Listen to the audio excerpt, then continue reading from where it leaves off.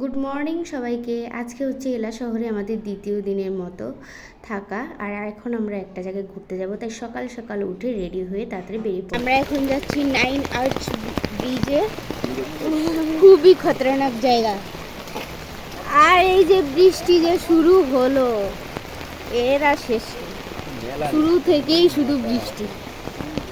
পাহাড়ি রাস্তা, 1 কিলোমিটার রাস্তা, তাই ভাড়া নিয়েছে প্রায় 1500 টাকার মতো, যেটা বাংলাদেশি টাকায় 700 টাকা, 700 সামথিং। দেখুন কি রাস্তা, আর মাই গড, খুবই সাবধানতা অবলম্বন করতে হবে এখানে। সবাই চেষ্টা করবেন সুপাই দিয়ে এখানে আসার। মাই গড, যে রাস্তা খুবই ডেঞ্জার।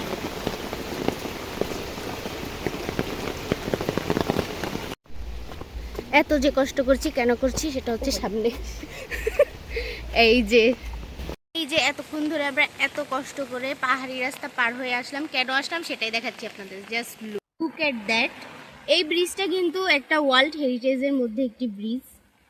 এখানে আসতে হলে অবশ্যই আমি প্রেফার করবো যে আপনারা শু পাই দিয়ে আসবেন। এমনিতে কোনো স্লিপার পরে কিন্তু এখানে আসতে পারবেন না, কারণ জায়গাটা কিন্তু খুবই ডেঞ্জার। তো চলুন এবার ব্রিজে ওঠা যাক। And this is the bridge.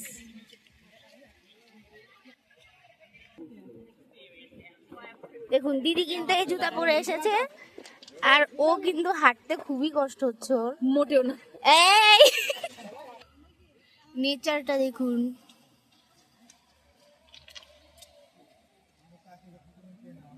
এখন কিন্তু অলরেডি আমরা ট্রেনের আওয়াজ শুনতে পাচ্ছি, আর কিছুক্ষণের মধ্যেই কিন্তু এদিক দিয়ে ট্রেন আসবে, তো আপনাদেরকে সবটাই দেখানো হবে।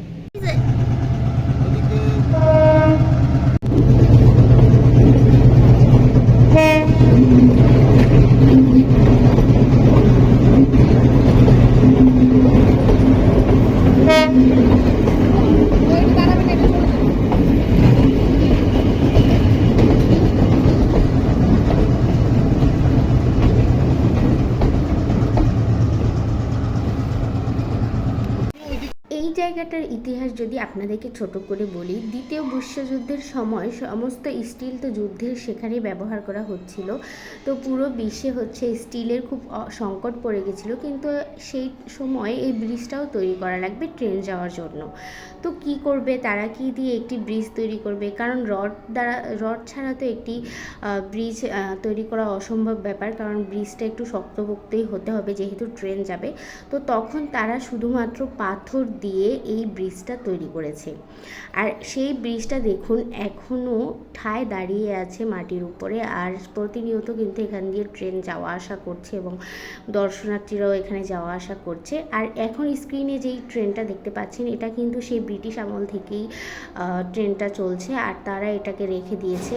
ট্রেনগুলো কিন্তু এখানে এসে কিছুক্ষণ দাঁড়ায়, আর দাঁড়ায় হচ্ছে যে এটাই এখানকার নিয়ম, আর সবাই ছবি টবি তোলে। তো এই ব্রিজটা কিন্তু ওয়ার্ল্ড হেরিটেজের মধ্যে একটি ব্রিজ, যেটা 9টি আর্চ নিয়ে তৈরি। আর ব্রিজটা দেখে মনে হচ্ছে এখনও এটা আরও 100 বছর টিকবে। মানে ভাবতে পারছেন, শুধুমাত্র স্টিল ছাড়া তারা এত সুন্দর পাথর দিয়ে একটি ব্রিজ তৈরি করেছে। এখানে যদি যান তাহলে অবশ্যই চেষ্টা করবেন রৌদ্রোজ্জ্বল দিনে যেতে। আমরা তো ভিজে পুরো একাকার, কারণ আমরা গিয়েছিলাম একদম বৃষ্টি হচ্ছিল এমন টাইমে, মানে সারাক্ষণ সেখানে যতক্ষণ ছিলাম ততক্ষণই বৃষ্টি হচ্ছিল।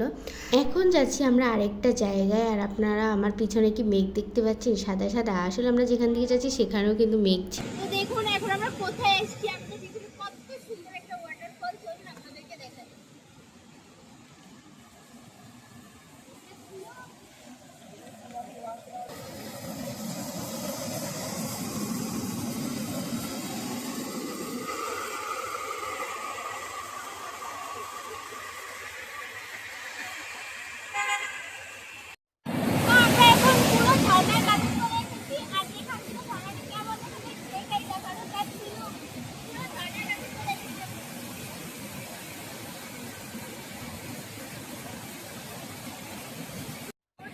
আর এর পাশেই এত সুন্দর সুন্দর পাহাড়ি ফল বিক্রি হচ্ছিল, এত মজার মজার। আমরা তো এখান থেকে ভুট্টা আর হচ্ছে আম নিয়েছিলাম।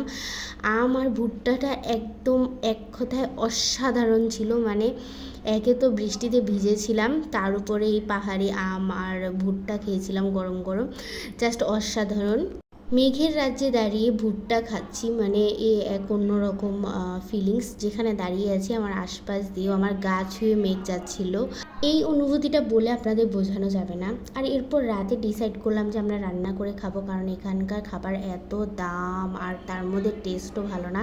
তাই ভাবলাম যে আজকে আমরা রান্না করে কিছু একটা খাই। আর সিদ্ধান্ত হলো যে একদম সিম্পল খিচুড়ি, মাংস আর হচ্ছে ডিম সেদ্ধ খাওয়া হবে, একদম বাঙালিয়ানা স্টাইলে। এটা হচ্ছে রিয়াদ ভাই, পিছনে আছে ভুবন দাদা, আর রান্নার দায়িত্বে ছিল বিথি দিদি অ্যান্ড বাবলি আপু। এই যে বাবলি আপু, এটা হচ্ছে বাবলি আপু, সে তো আজকে মহা খুশি। আর এটা হচ্ছে আদনান ভাই। আর সবাই মিলে এখানে রান্নার এখানে অনেক হাসি মজা ঠাট্টা করছিলাম। আর এরই মাঝে চোখে পড়লো আমার এই সিরামিকের বাসনগুলোর দিকে, এত সুন্দর সুন্দর এখানে বাসন রাখা ছিল কিচেনে, কি বলবো। আর এই যে মশলাগুলো দেখতে পাচ্ছেন এখন কষানো হচ্ছে, এগুলো রান্নার কালার কালো কেন জানেন? আসলে আমাদের কথা ছিল আমরা খাবো আমাদের দেশীয় খাবার, কিন্তু সেটা হবে শ্রীলঙ্কার যে ট্র্যাডিশনাল মশলা আছে সেটা দিয়ে। আর সেই মশলাটা দেওয়ার পরে কিন্তু এটা এরকম কালো কালো দেখাচ্ছে। আর মাংসটা কিন্তু রান্না শেষ, এখন এর উপরে জাস্ট একটু লেবুর রস দিয়ে দেওয়া হয়েছে টেস্ট বাড়ানোর জন্য।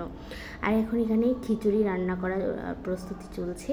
ভাই আমরা সবাই তো খুবই এক্সাইটেড যে আজকে আমরা ঘরোয়া খাবার খাবো একদম দেশীয় স্টাইলে, কারণ এতদিন ধরে বাইরের খাবার খেয়ে খেয়ে সবার মুখ একদম জড়া ধরে গেছিলো। আর ফাইনালি আমরা এখন খেতে বসবো। আর গত ভিডিওতে আপনাদেরকে যে সুন্দর বারান্দাটা দেখিয়েছিলাম, আমরা কিন্তু সেখানেই খাবারটা খেতে বসবো। আর এই যে টেবিলগুলো সেট করে নেওয়া হচ্ছে, আর এই যে সবাই কিন্তু বসে পড়েছি খাবার খেতে, কারণ সবার পেটে অলরেডি অনেক খিদে পেয়ে গেছে, তখন অলরেডি মনে হয় 9টা-10টার মতো বাজে। আর এই হচ্ছে আমাদের খাবারের সুন্দর একটা মেনু, মাংস, খিচুড়ি আর হচ্ছে ডিম, সাথে আছে লঙ্কা আর লেবু। সব মিলিয়ে খাবারটা পুরো জমে গেছিলো। আর এই যে তারপর তো সবাই খেতে বসে পড়লাম। সবাই না এত খেয়েছি, খেয়ে দিয়ে আর নড়তে পারছিলাম না।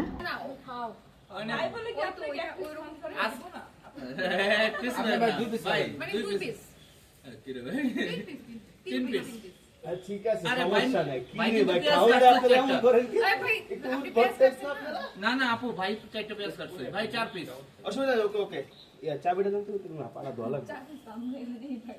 আচ্ছা না, এই খাবারটা কিন্তু আমরা সকালেও খেয়েছি, মানে একবারে রাতের আর সকালের একসাথে রান্না করেছে। তো এই ছিল আমার ছোট একটা ব্লগ। আশা করি আপনাদের ব্লগটা ভালো লেগেছে। কালকে নতুন আরেকটা জায়গার ব্লগ নিয়ে চলে আসবো, তো আমার সাথেই থাকবেন। আর ভিডিওটা কেমন লেগেছে সেটা অবশ্যই কমেন্টে জানাবেন। সবাই ভালো থাকবেন, টাটা।